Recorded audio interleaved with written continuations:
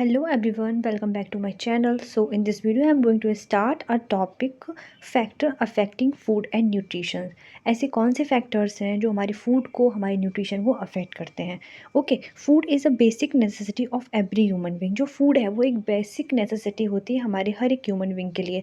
In addition to satisfy the physical and social need, जिससे human क्या करता है, अपनी फिजिकल नीड को सेटिस्फाई करता है, अपनी सोशल नीड को सेटिस्फाई करता है। Okay, there are some various factors. कुछ ऐसे फैक्टर्स होते हैं जो हमारी फूड को क्या करते हैं, अफेक्ट करते हैं। तो वो जैसे कि ये रहे हमारे फैक्टर। उससे पहले मैं एक बात बताती हूँ, जो हमारी फूड है वो क्या होता है, वो हर एक ह्यूमन का नेसेसिटी। क्यों? फूड हमारा जिंदा रहने के लिए हम क्या करते हैं, हम फूड खाते हैं, और हम जो न्यूट्रिशन हमें मिलता है वो भी हमें फूड से मिलता है। तो जो ह्यूमन बींग चल रहे हैं आज की कंडीशन में, जो उनकी लाइफ कंटिन्यू चल रही विदाउट फ्यू फूड, जो है वो उनकी लाइफ है ही नहीं। ओके, सो ऐसे कौन से फैक्टर्स है वो हम देखते हैं।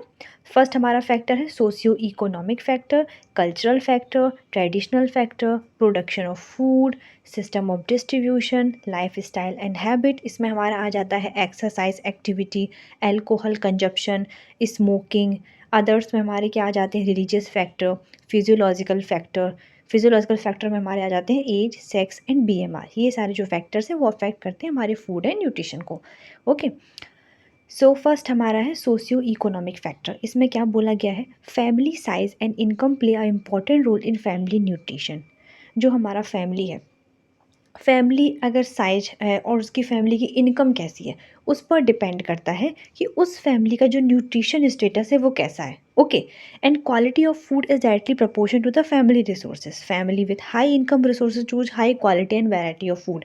सोशियो इकोनॉमिक फैक्टर का मतलब क्या है? सोशियो इकोनॉमिक फैक्टर का मतलब है कि जो कंडीशन है उस फैमिली की, वो मिडिल क्लास से बिलोंग करता है, पुअर क्लास से बिलोंग करता है, या वो रिच फैमिली से बिलोंग करता है, उस पर डिपेंड करता है कि उसके जो फैमिली है उसका न्यूट्रिशन कैसा है। क्योंकि जो हाई इनकम जिसकी फैमिली में है, वो क्या करेगा, वो अच्छे अच्छे न्यूट्रिशन कलेक्ट करेगा, अच्छे अच्छे परचेज करेगा, प्रॉपर न्यूट्रिशन अपनी फैमिली को प्रोवाइड करेगा, अपने चिल्ड्रन को, अपने बच्चों को प्रॉपर न्यूट्रिशन वे में उसको प्रॉपर न्यूट्रिशन प्रोवाइड करेगा। बहुत अच्छा अच्छा खाना पीना जो खाते हैं वो क्या होते हैं, वो होते हैं रिच मैन में आ जाते हैं। ठीक है, और जो मिडिल क्लास के लोग होते हैं वो क्या करते हैं, वो सफिशिएंट अमाउंट में न्यूट्रिशन ले लेते हैं। ठीक है, मतलब कभी लिया कभी नहीं लिया, कभी अच्छी चीज़ ले ली, कभी कभी सप्लीमेंट्स ले लिए, उनके पास इतना पैसा है। बट जो पुअर हैं वो क्या करेंगे, वो तो परचेज कर ही नहीं पाते। ठीक है, वो परचेज नहीं कर पाते, जिसकी वजह से क्या होता है, जिसकी वजह से सोशो इकोनॉमिक जो फैक्टर है उनका वो अफेक्ट करता है उनके न्यूट्रिशन के फूड पे। प्रॉपर जो खाना चाहते हैं वो उनको मिलता ही नहीं है, प्रॉपर न्यूट्रिशन उनको नहीं मिल पाता है। तो यही फैक्टर जो होता है वो सोशो इकोनॉमिक फैक्टर जो है वो ऐसे अफेक्ट करता है। देन हमारा आता है cultural factor. So culture factor में क्या होता है, कल्चर में be define as a way of living of a group of people. Culture में हमारा आ जाता है कि जो पीपल है वो किस कल्चर में रह रहे हैं, किस तरीके से वो रह रहे हैं। कर्ड और citrus fruit are not taking by people suffering from cold and कफ।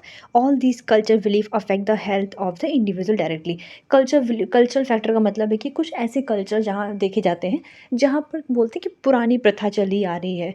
ठीक है, वो तो उन ऐसे कल्चर में बिलोंग कर जहाँ पर वो बोल रहे हैं कि किसी को अगर कोल्ड है या फिर किसी को कफ हो रखा है, वो तो फिर वो सिट्रस नहीं लेगा, वो कर्ड नहीं लेगा, या फिर उससे कर्ड्स खाओगे ठंडी में तो उससे कोल्ड हो जाएगा।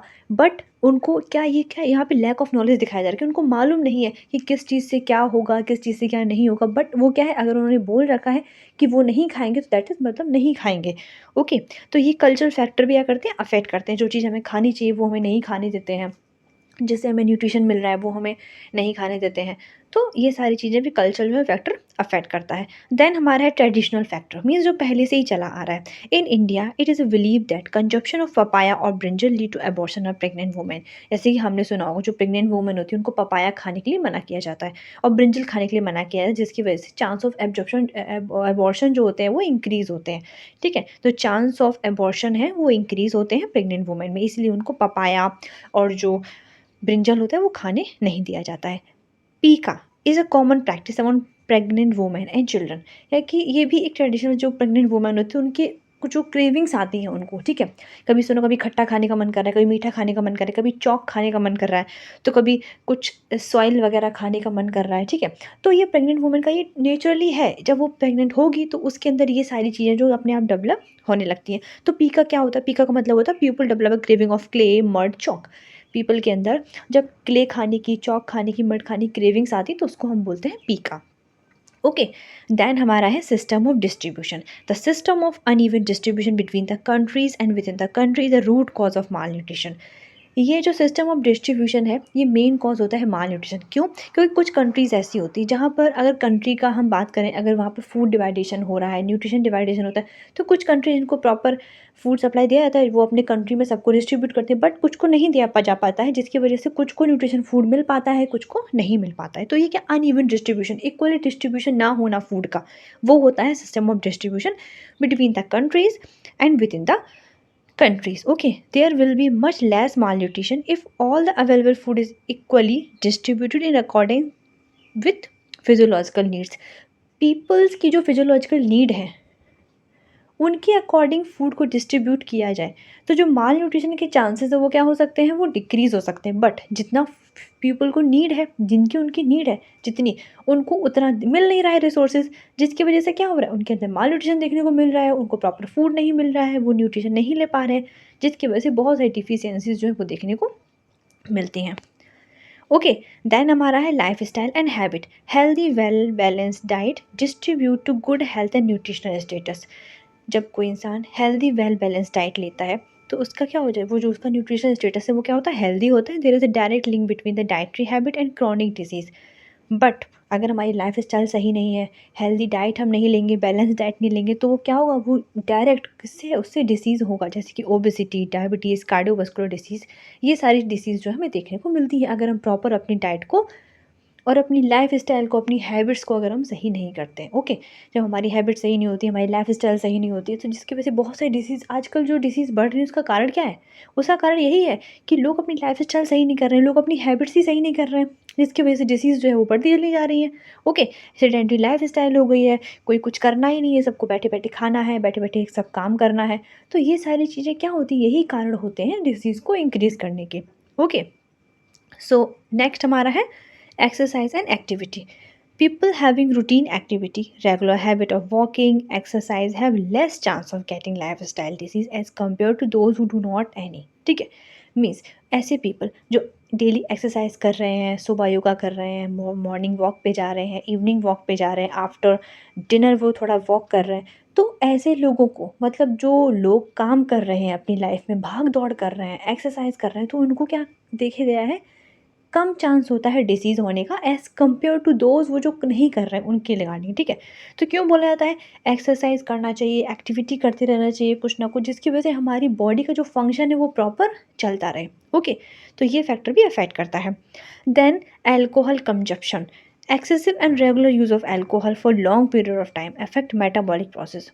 जो पर्सन अल्कोहल कंजप्शन करते हैं, जो एक्सेस अमाउंट में कंजप्शन करते हैं, तो उनकी जो मेटाबॉलिक एक्टिविटी होती है, मेटाबॉलिक जो प्रोसेस होती है वो अफेक्ट करती है and bring down in the health, और उनकी हेल्थ कंडीशन ख़राब हो जाती है। Smoking, smoking has direct adverse effect on health of the person. जो स्मोकर्स होते हैं उनकी हेल्थ पर भी डायरेक्ट इफेक्ट पड़ता है, जैसे कि आप लोग को पता होगा ज़्यादा स्मोकिंग करने से लंग्स वर्क नहीं करता, लंग्स में डिसीज़ हो जाती है, जिसकी वजह से उनको सीवियर डिसीज़ के बाद डेथ तक भी उनको जाना पड़ता है। देन हमारे हैं religious factor. Various religions around the world have influence on the food habits. Religious factor मतलब बहुत सारे ऐसे रिलीजन्स हैं जहाँ पर क्या है, जहाँ पर उन्होंने कुछ फूड हैबिट्स में, जो लोग जो ईटिंग खा रहे हैं उनमें कुछ क्या लगा रखे, उन्होंने कुछ रिस्ट्रिक्शंस लगा रखे हैं। जैसे कि मुस्लिम ने क्या लगा रखा है, from eating pock and Hindu for eating beef. जो मुस्लिम है उन्होंने पॉक का, जो पॉक होता है उसको खाना क्या कर मना कर रखा है, और हिंदूज़ ने बीफ को खाना जो है वो मना कर रखा है।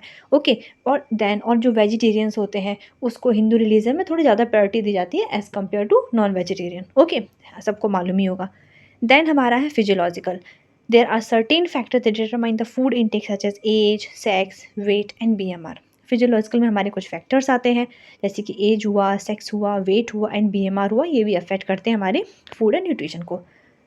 देन हमारा एज कैसे अफेक्ट करेगा, food requirement depend on the age of the individuals. जो फूड की रिक्वायरमेंट है वो इंडिविजुअल के एज पर डिपेंड करती है। मैंने बताया था फर्स्ट लेक्चर में मैंने बताया था कि एज के अकॉर्डिंग इंडिविजुअल्स को न्यूट्रिएंट्स की रिक्वायरमेंट होती है। जितना बड़ा इंडिविजुअल होगा उसको उसकी ग्रोथ एंड डेवलपमेंट ज़्यादा होगी तो उसको ज़्यादा न्यूट्रिएंट्स की रिक्वायरमेंट है। छोटे बेबी को छोटे रिक्वायरमेंट है, बट कुछ ऐसे न्यूट्रिएंट्स होते हैं जो छोटे बेबी को ज़्यादा रिक्वायरमेंट होती है एंड बड़े पे आते आते उनको कम रिक्वायरमेंट होती है।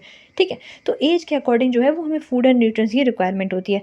Young children require more protein for the growth and development. जो यंग चिल्ड्रन होगा उसको प्रोटीन की ज़्यादा नीड होगी उनकी ग्रोथ एंड डेवलपमेंट के लिए। देन एडोलसेंस को क्या होगा, उसको कैलोरी की ज़्यादा रिक्वायरमेंट होगी देन एडल्ट से। ठीक है, जो एडोलसेंस हैं उनकी एज को कैलोरी उनको ज़्यादा चाहिए उनकी डेवलपमेंट के लिए। ठीक है, तो ये एज जो है वो अफेक्ट करती है।